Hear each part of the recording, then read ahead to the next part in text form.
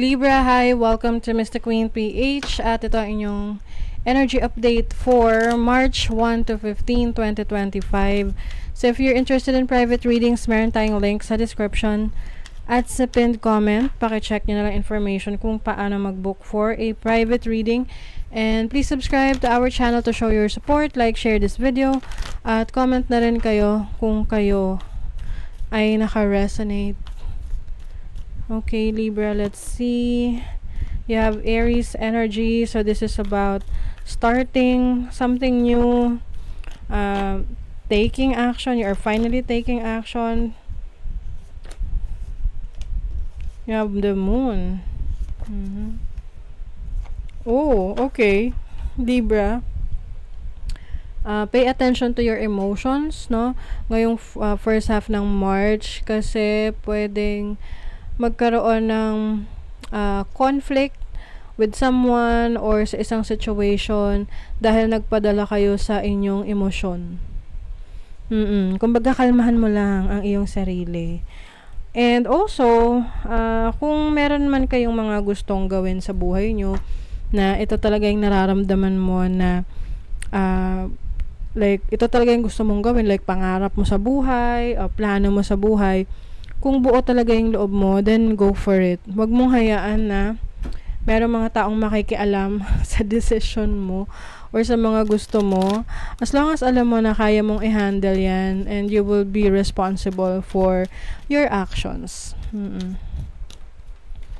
Your overall energy, you have the Knight of Cups. So, some of you pwedeng if you are single, pwedeng merong romantic connection, like someone is offering love, or yung iba naman pwedeng this is offering an opportunity for you na kung saan magugustuhan mo talaga. This can be a career, a business na magandang idea for you. Your challenge is Judgment. So as a challenge, pwedeng due ka na for change. Talagang may due date, no? Yung tipong kailangan nang may magbago sa sitwasyon mo. Kaya lang parang yung iba iniiwasan or parang hindi pinapansin.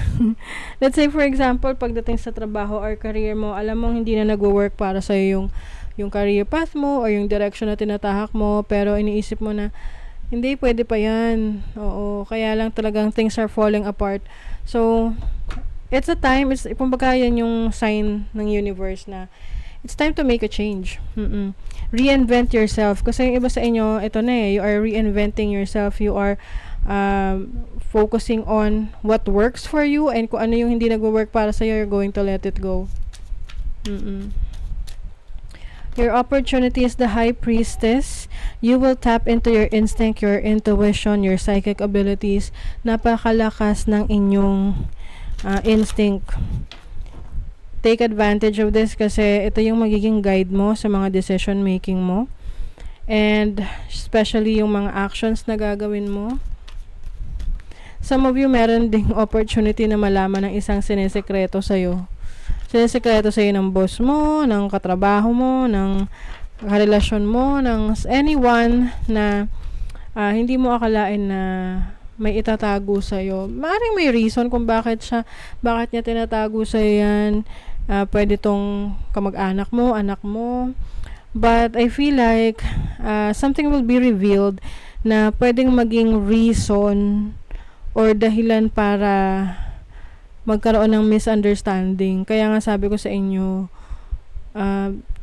pay attention to your emotions. Huwag mong hayaan na magpadala ka sa emosyon mo kapag ikaw ay gagawa ng action. Kalmahin mo ang sarili mo. Your blessing is the Seven of Pentacles. So kung ano man to hinihintay mo, this can be an opportunity for your career, especially sa career path or pera. Parating na to. Okay? Kumbaga lang, be more patient. Kasi sabi nga, patience is a virtue.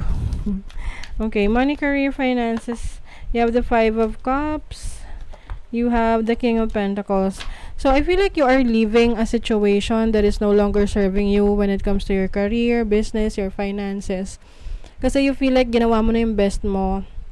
but still hindi na nagwo-work para sa and you want to achieve something kumbaga may nagbabago yung plano mo na okay, hindi ito yung gusto kong mangyari sa buhay ko, so change direction ka. And kung ano yung learnings mo doon sa naging mistakes mo or naging experience mo sa career, sa business, sa finances mo, yun yung dadalhin mo towards a new direction. Kasi mas mas matalino, mas wiser ka na pagdating sa decision making sa career, sa finances, or sa business.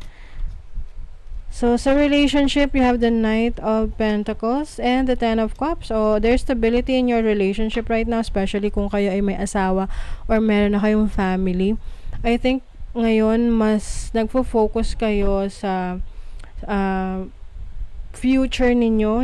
You are like slowly building your dreams for your family, for your loved ones. Pwede yung iba sa inyo, you are acquiring properties.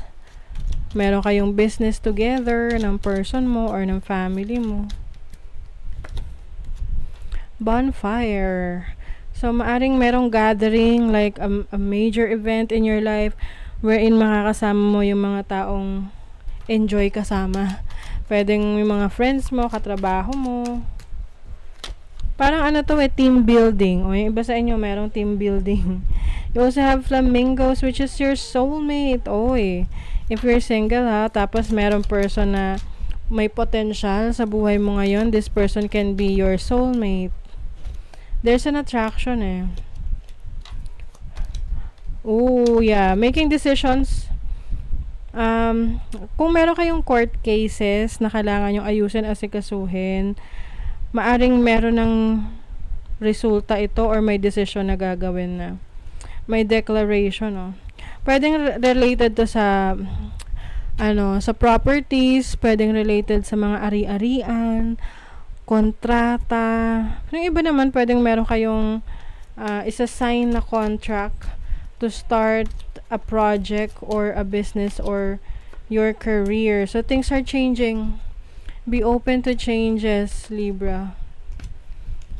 And also, merong contentment rito. Yung iba sa inyo, merong papaayos sa bedroom ninyo. May improvement kayong gagawin. Rearranging ng furnitures. And also, if you have a partner, so you will have a satisfying, intimate relationship with your partner. Wolf, heart medicine, let go of that which does not serve you. Your highest good. Okay, like what I mentioned kanina, you're going to let go yung mga hindi na nagwo-work for you because you're now open to changes, to transformation. Sabi nga nothing is change if nothing is change. Walang magbabago kapag wala kang binabago. 'Di ba? Let's see what else. Libra Astro Dice. South Node, Leo, 11th house. 11th house is your hopes, your dreams.